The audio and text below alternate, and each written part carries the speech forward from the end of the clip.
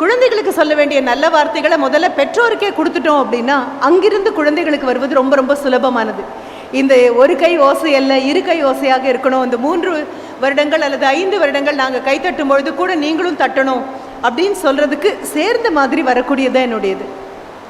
1944 அந்த காலகட்டங்கள் உங்களுக்கு தெரியும். 2ஆம் உலகப் போர் தொடங்கக்கூடிய அந்த சூழலில் இருக்கோம் நம்ம.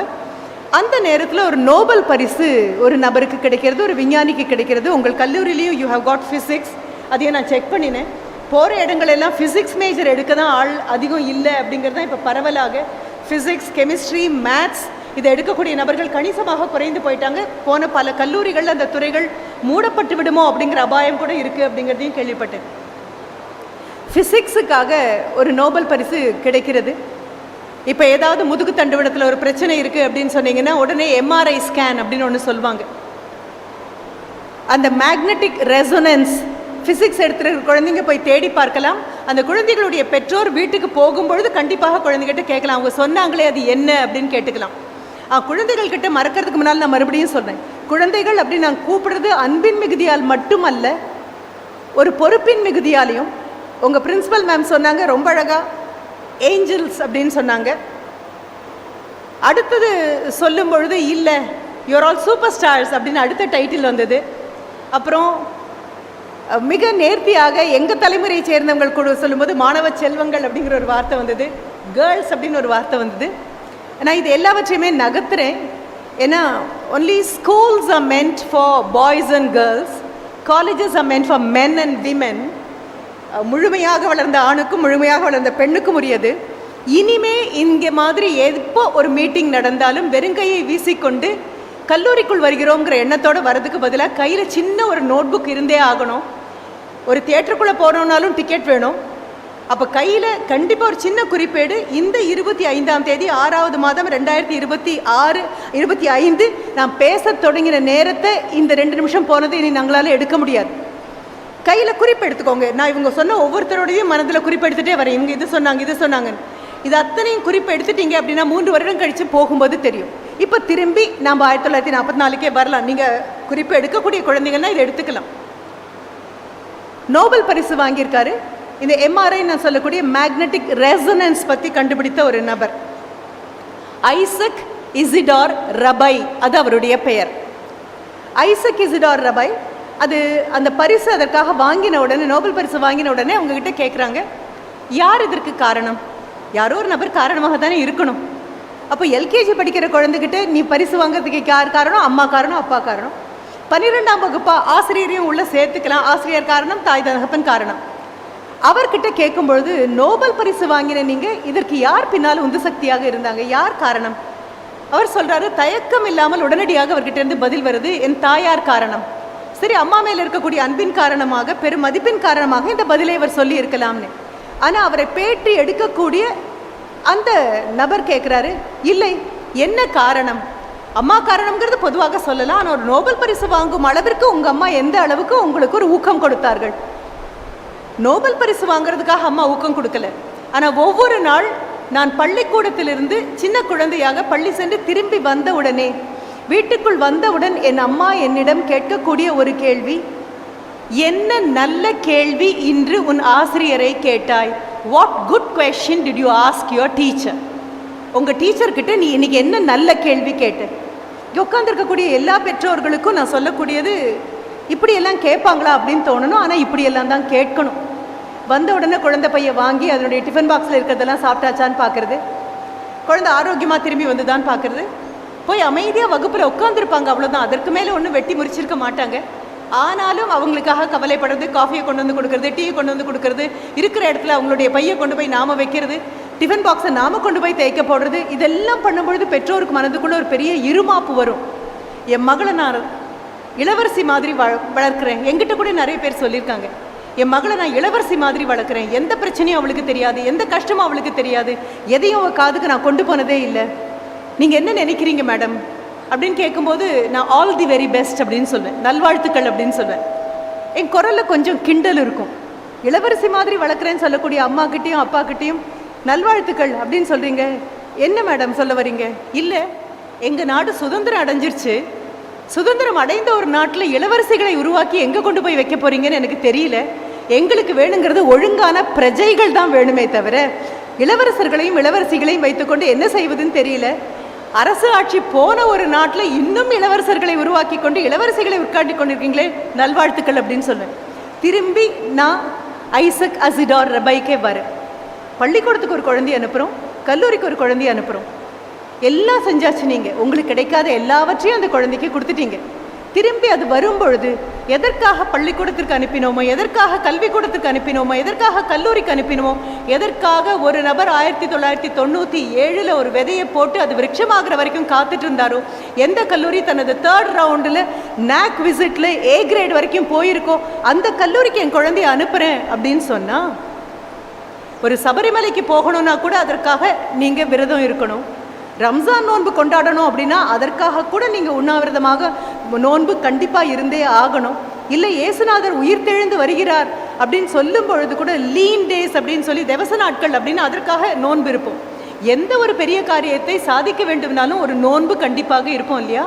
என் குழந்தை பட்டதாரியாக 3 வருடங்கள் கழித்து திரும்பி வர வேண்டும், விண்ணையும் மண்ணையும் ஆள வேண்டும், ஐயா சொன்ன மாதிரி IAS IPS என்று இருக்கக்கூடிய எல்லா பதவிகளிலும் என் குழந்தை போய் அமர வேண்டும் அப்படிங்கக்கூடிய பெரிய ஆசை உங்கள் மனதில் இருக்குமே. ஆனால் அந்த பெரிய ஆசையை வளர்த்து கொள்ள தகுதியான பெற்றோராக நாம் முதல்ல மாறணும். அப்போ பெற்றோராக இருக்கக்கூடியவர்கள் குழந்தையோட உடல் நலத்தையும் மனநலத்தையும் மட்டும் பார்க்கக்கூடியவர்கள் அல்ல. என்ன கேள்விகள் மட்டும்தான் குழந்தையிடம் கேட்கப்பட வேண்டும் அப்படிங்கிறது ரொம்ப சின்ன வயசில் தொடங்கணும். அப்போ ரொம்ப சின்ன வயசுலேயே அதை தொடங்கிட்டீங்க அப்படின்னா அந்த மாதிரி வீட்டில் அந்த மாதிரி கேள்விகளும் அந்த மாதிரி கட்டுப்பாடுகளும் அந்த மாதிரி இருக்கக்கூடிய திட்டங்களோடு வளர்ந்த குழந்தைகளை பார்க்கும்பொழுது அவங்கெல்லாம் மிகப்பெரிய உயரங்களில் போய் நின்றுருக்காங்க. மேடம் இந்திரா காந்தியை பற்றி அவர் ரொம்ப அழகாக உதாரணமாக சொன்னார். அவர்களுடைய வாழ்க்கையிலிருந்து ஆரம்பித்து அவர் சொன்ன ஒவ்வொரு பெண்ணுடைய வாழ்க்கையிலும் இதுதான் பெரிய உதாரணம். என்ன? குடும்பம் எப்படி அவர்கள் கூட நின்றது.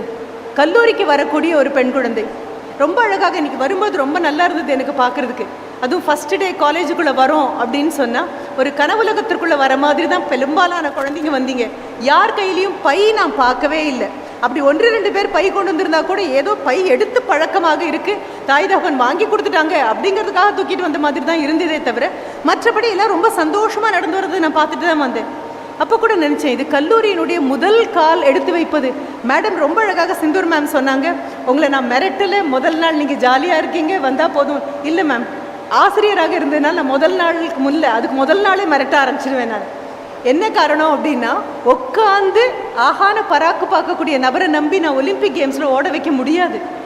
ஓடிட்டே இருக்கக்கூடிய நபருக்கு பயிற்சி கொடுத்தா ஒலிம்பிக் கேம்ஸில் ஓட வைக்க முடியும். அப்போ இங்கே உட்காந்துருக்கக்கூடிய அத்தனை பேரையும் ஒலிம்பிக்கில் ஓடுற அளவுக்கு வீராங்கனைகளாக மாற்றணும் அப்படின்னு சொன்னால் இன்னைக்கு இல்லை அறிவுரை தொடங்கணும். என்னைக்கு இந்த கல்லூரிக்குள்ள காலை வைக்க போகிறோம் அப்படிங்கிற ஒரு கனவு மெய்ப்பட்டுதோ, என்னைக்கு இங்கே அட்மிஷன் ஆகி ஃபீஸ் கட்டி குரூப் எடுத்து வந்தீங்களோ அன்னைக்கு தொடங்கியிருக்கணும் இந்த கனவு. ரொம்ப அழகாக 12 மணிக்கு a person, an Indian born man is going to high up அப்படின்னு சொன்னால் இங்கே உட்காந்துருக்கக்கூடிய அத்தனை all these satellites will have to be launched after 3 hours. சமுதாயம் அப்படிங்கக்கூடிய மிகப்பெரிய விண்வெளி பரப்பில் இந்த குழந்தைகள் அத்தனை பேரும் ஏவுகணைகளாக இந்த கல்லூரியில் உருவாக்கப்பட்ட மேட் இன் மங்கையர்கரசி அப்படிங்கிற ஒரு பிராண்டோட கிளம்பணும் அப்படின்னா இன்னைக்கு இல்லை, நான் 10 நாள் முன்னாலேயே மிரட்ட ஆரம்பிச்சிடுவேன். இது மிரட்டல் அல்ல, பொறுப்பை மறுபடியும் சொல்கிறது. எனக்கு ஒரு வாய்ப்பு கிடைத்தது. கோயம்புத்தூருக்கு நம்மளுடைய finance minister Nirmala Sitharaman madam வந்திருந்தாங்க.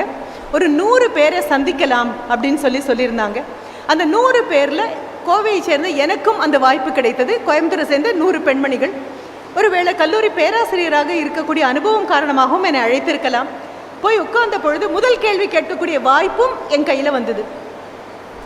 அப்போ நிர்மலா சீதாராமன் மேடம் கிட்ட, ஃபைனான்ஸ் மினிஸ்டர் கிட்ட நான் கேட்ட கேள்வி, எப்படிப்பட்ட வளர்ப்பு காரணமாக இருந்தது இந்த உயரத்தில் வந்து நீங்கள் அமைதியாக தொடர்ந்து நிற்பதற்கு?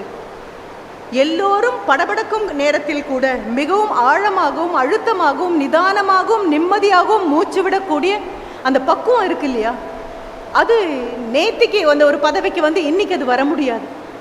அது வேப்பம் விதை போட்டிங்கன்னா வேப்பமரம் முளைக்கும், ஆலம் விதை போட்டிங்கன்னா ஆலமரம் முளைக்கும். விதை ஒன்று போட்டு சுரை ஒன்று முளைக்காது. அப்போ எந்த குடும்பம் என்ன விதையை போட்டது, யார் உருவாக்கினார்கள், what was the influence you had in your domestic front? கேட்ட பொழுது அவங்க சொன்னாங்க 2 பெண்மணிகள் ரொம்ப பெரிய காரணமாக இருந்தாங்க. ஒன்று அவர்களுடைய பாட்டி, இன்னொன்று அவங்களுடைய கல்லூரி முதல்வராக சீதாலட்சுமி ராமசாமி காலேஜ் ஆஃப் ட்ரிச்சி, அதனுடைய கல்லூரி முதல்வர். 2 பேரும் டாஸ்க் மாஸ்டர்ஸ் அப்படின்னு சொல்லுவோம். மிக கடுமையான நபர்கள், மிகவும் கண்டிப்பான நபர்கள், எந்த விதமான சாக்கு போக்குகளையும் காரணங்களாக ஏற்றுக்கொள்ளாதவர்கள். இந்த 2 பேரும் வீட்டில் இவங்க நினைப்பாங்களாம், இங்கே நிற்காதே, அங்கே நடக்காதே, இங்கே உட்காராதே, இப்போ படி, இப்போ திருப்பி திருப்பி திருப்பி instructions and instructions and instructions, மீண்டும் மீண்டும் மீண்டும் கட்டளைகள் வந்து கொண்டே இருக்கும். இவங்க கூட இருக்கக்கூடிய உறவினர்களான மற்ற குழந்தைங்க அத்தனை பேருக்குமே மூச்சு திணறல் மாதிரி இருக்கும். ஆனாலும் வேற வழி கிடையாது. Paati is the supreme matriarch of the family.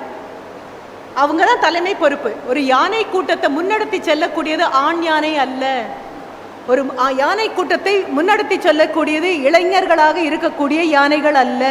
யானை கூட்டத்தை முன்னெடுத்து செல்லக்கூடியது ஒரு 50-60 வருடங்களான மிகவும் முதிர்ந்த பெண் யானை முன்னெடுத்து செல்லும். அதற்கு தெரியும் எந்த இடத்துல பள்ளம், எந்த இடத்துல மேடு, எந்த இடத்துல காடு, எந்த இடத்துல பாலைவனம், எங்கே தண்ணி கிடைக்கும், எங்கே தண்ணி கிடைக்காது, எந்த மாதம் எங்கே கிடைக்கும், எங்கே அபாயம் இருக்குது, எங்கே மனிதர்களால் அபாயம் இருக்குது, எங்கே விலங்குகளால் அபாயம் இருக்குது, இது அத்தனையும் ஜென்ஸிக்கு தெரியாது. ஏன்னா இங்கே உட்காந்துருக்கிற எல்லாரும் ஜென்ஸீஸ். அதையும் தாண்டி ஆல்ஃபாக்கும் வந்துட்டீங்க, நீங்கள் ஜென் ஆல்ஃபாக்குள்ளேயும் வந்தாச்சு. உங்களுக்கு தெரியாது. பேசக்கூடிய பெண்மணி ஒரு பூமர் பெண்மணி. ஏன்னா அப்படி தானே சொல்வீங்க, நீங்கள் எல்லாம் பூமர்ஸ் அப்படின்னு சொல்லுவீங்க இல்லையா? ஆனால் விலங்கினத்திலையும் புரிஞ்சுக்கோங்க, இது இப்போ அனுப்ப போகிறாங்க விண்வெளிக்குன்னு சொன்னாங்க இல்லையா? அந்த விண்வெளிக்கு அனுப்பக்கூடிய அந்த விண்வெளி வீரர் கண்டிப்பாக 2000 பிறந்த நபர் அல்ல. எல்லாருமே பூமர் தலைமையை சேர்ந்தவங்க தான். அப்படிப்பட்ட நபர்கள் தோளில் தான் இந்த அத்தனை குழந்தைங்களையும் இப்போ உட்காந்துருக்கீங்க. அப்போ அவங்க ரொம்ப அழகாக சொன்னாங்க, எங்கள் பாட்டி மறுபடியும் கண்டிப்பு, மறுபடியும் கண்டிப்பு, மறுபடியும் கண்டிப்பு. அதிலிருந்து தப்பி கல்லூரிக்கு வந்துட்டோம், யூனிஃபார்ம்லேருந்து தப்பிச்சு ஒரு கலர் ட்ரெஸ்ஸுக்குள்ளே வந்துட்டோம் அப்படின்னு சந்தோஷமாக நினைக்கும் போது, கல்லூரியில் இருக்கக்கூடிய கல்லூரி முதல்வர் பாட்டியை விட இன்னும் கடுமையானவர். 4 குழந்தைங்க ஒன்றா வரும்பொழுது பார்த்த உடனே நிறுத்துவாங்க. அவங்க பிரின்சிபல் மேடம் அங்கே வந்தாலே இங்கே காணாமல் போயிடலாமான்னு தோணும். ஆனால் பக்கத்தில் கூப்பிட்டு கேட்கக்கூடியது, கல்லூரியில் இந்த போட்டி அறிவிச்சிருக்கு, இந்த போட்டியில் பங்கெடுத்தியா, பேர் கொடுத்துருக்கியா, பேச்சு போட்டிக்கு பேர் கொடுத்துருக்கியா, கட்டுரை போட்டிக்கு பேர் கொடுத்தியா, இதற்கு கொடுத்தியா, அதற்கு கொடுத்தியா, இதை செஞ்சியா, அதை செஞ்சியா, திருப்பி திருப்பி திருப்பி திருப்பி இதையே கேட்டுக்கொண்டிருப்பார்கள்.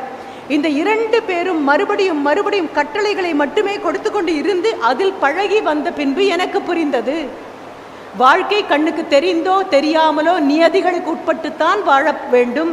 அப்பா அம்மா சொன்னால் கோபம் வரும், ஆசிரியர்கள் சொன்னால் கோபம் வரும். கோபத்தினால அரை காசுக்கு யாருக்கும் பிரயோஜனம் கிடையாது. ஆனால் சொல்லக்கூடிய தாய் தகப்பனும் சொல்லக்கூடிய ஆசிரியர்களும் இந்த கோபதாபங்களை தாண்டி 10 வருடத்திற்கு அப்புறம் என்ன நடக்க போதோ அதை முன்கூட்டியே சொல்லக்கூடிய ஜோதிடர்கள் மாதிரி.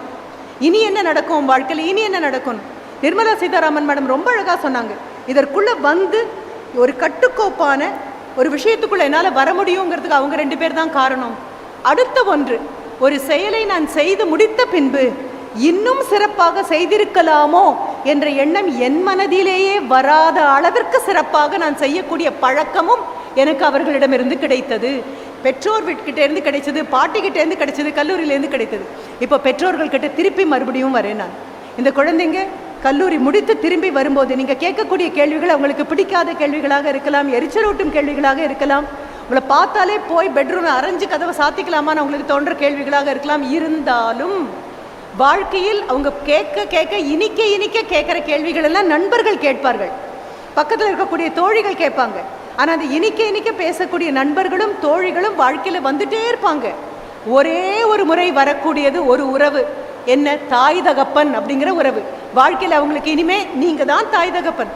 உங்களை பற்றி அவங்க என்ன நினைச்சாலும் சரி, நம்ம எல்லாரும் வண்டியை வேகமாக ஓட்டிகிட்டு வரும்போது சிக்னல் விழுந்துடும், இல்லைன்னா ஒரு ஸ்பீட் பிரேக்கர் வரும். தாய் தகப்பனும் ஆசிரியர்களும் சிக்னல் மாதிரி, ஸ்பீட் பிரேக்கர் மாதிரி. யாரும் ஸ்பீட் பிரேக்கர் இது வரைக்கும் கொண்டாடினது கிடையாது. ஆஹா, ஒரு ஸ்பீட் பிரேக்கர் போட்டாங்கப்பா, வேகமாக வந்து விபத்துக்கு ஆளாகாமல் நிதானமாக போகிறேன் அப்படின்னு பக்கத்தில் நின்று யாரும் பாராட்டினது கிடையாது. பச்சை விழும் அப்படின்னு நினைக்க நினைக்க சிகப்பு விழுந்துடும். சிகப்பு விழுந்ததுக்கப்புறம் அது அடுத்த நிமிஷம் பச்சையாக இருக்காது, எதிரில் இருக்கிறவங்க நடக்கிறதுக்கான வழியாக இருக்கும். யாரும் இது வரைக்கும் சிக்னலை கொண்டாடினது கிடையாது. அப்பாடா நான் வரும்போது ரெட்டு விழுந்துச்சு அப்படின்னு. ஆனால் அந்த சிக்னல் அங்கே இல்லாமல் போனால், வேகத்தடைகள் அங்கே இல்லாமல் போனால் பயணம் செல்பவர்களுடைய வாழ்க்கை மிகவும் கடினமாக மாறி போயிருக்கும். அதனால் பெற்றோருக்கு மிகப்பெரிய ஒரு விண்ணப்பமாக கொடுக்குறேன். உங்களெல்லாம் விட வயதில் பெரிய பெண்மணியாக இருக்கிறதுனாலையும் அனுபவத்தினாலையும் நான் சேர்த்து சொல்கிறேன், நீங்கள் செய்யக்கூடிய கடமை குழந்தைகளுக்கு பிடித்திருக்கலாம், பிடிக்காமல் போகலாம், புரிந்து கொள்ளலாம், புரியாமல் போகலாம். ரொம்ப அழகாக கடைசியில் முடிக்கும் பொழுது செந்தூர் மேம் ரொம்ப அழகாக ஒன்று சொன்னாங்க. எந்த காலத்திலும் மாறாத சில உண்டு அப்படின்னு சொன்னாங்க இல்லையா? அந்த மாறாத சில அப்படிங்கிறதுல தாய் தகப்பனுடைய அக்கறை. நான் அன்புங்கிற வார்த்தை பயன்படுத்தலை, செல்லம் அப்படிங்கிற வார்த்தை பயன்படுத்தலை. ஏன்னா செல்லத்துக்கும் அன்புக்கும் வித்தியாசம் தெரியாத தலைமுறை தான் பெற்றோர் தலைமுறையாக இப்போ இருக்கீங்க. செல்லம் குழந்தைங்களை பார்த்து பயப்படும். குழந்தைங்க என்ன கேட்டாலும் கொடுக்கும், கேட்டதை கொடுக்கும், கேட்காததையும் கொடுக்கும், கேட்டிருப்பாங்களோ அப்படின்னு நினச்சி கொடுக்கும். ஒரு டிபார்ட்மெண்டல் ஸ்டோர் மாதிரி, பல்பொருள் அங்காடி மாதிரி பெற்றோர்கள் மாறிப்போன ஒரு சூழ்நிலை இது. நான் அதை சொல்லவே இல்லை. நான் சொல்லக்கூடியது அக்கறை. அன்பை விட பெரியது, செல்லத்தை விட பொறுப்பானது. அக்கறை இருக்குமே ஆனால் கண்டிக்க வேண்டிய இடத்துல கண்டிக்கும், மடைமாற்ற வேண்டிய இடத்துல மடைமாற்றும். என் குழந்தைக்கு என்ன பிடிக்காம போயிட்டா என்ன பண்ணுறது அப்படிங்கிற பரிதவிப்பும் பயமும் இல்லாமல் இருப்பார்கள் பெற்றோர். ஆனால் நீங்கள் சொல்லக்கூடிய வார்த்தைகள் தேர்ந்தெடுக்கணும், சொல்லக்கூடிய விதத்தை நீங்கள் தேர்ந்தெடுக்கணும். அதில் மென்மை இருக்கணும், அதில் கருணை இருக்கணும். கண்டிப்பாக கோபமோ காழ்ப்போ கசப்போ இல்லாமல் பார்த்துக்கணும். அப்போ வீட்டிலேருந்து இன்றைக்கி திரும்பி வராங்க அப்படின்னா, இன்றைக்கி கல்லூரியில் கால் வச்சாச்சு, திரும்பி வந்தால் அவங்கக்கிட்ட கேட்க வேண்டிய கேள்வி, இங்கே ஐசக் இசிடார் ரபாயுடைய அம்மா கேட்ட அதே கேள்வியை கேட்கணுங்கிற அவசியம் இல்லை. ஆனால் அந்த கேள்வியுடைய பொருள் என்ன? எப்போ ஆசிரியர்கிட்ட ஒரு நல்ல கேள்வி ஒன்றால் கேட்க முடியும்? வகுப்பில் நீ கவனிச்சிருந்தா கேட்க முடியும். கவனிச்சதில் அந்த கேள்விக்கு பதில் வரலை அப்படின்னு நீ நினச்சா கேட்க முடியும். ஆசிரியர் சொல்லி கொடுத்த பாடத்தையும் தாண்டி நீ யோசிச்சிருந்தா எழுந்திருச்சு நின்று எனக்கு இது புரியலையே அப்படின்னு ஒரு கேள்வி கேட்க முடியும். அப்படின்னா என்ன பொருள்? எதற்காக உன்னை பள்ளிக்கு அனுப்பினேனோ அந்த வேலையை செய்தாயா அப்படிங்கிறது தான் கேள்வி. அது கேட்க வேண்டிய பெரிய பொறுப்பு உங்களுக்கு இருக்குது, அது கேட்க வேண்டிய மிகப்பெரிய கடமை இருக்குது. அது போக நான்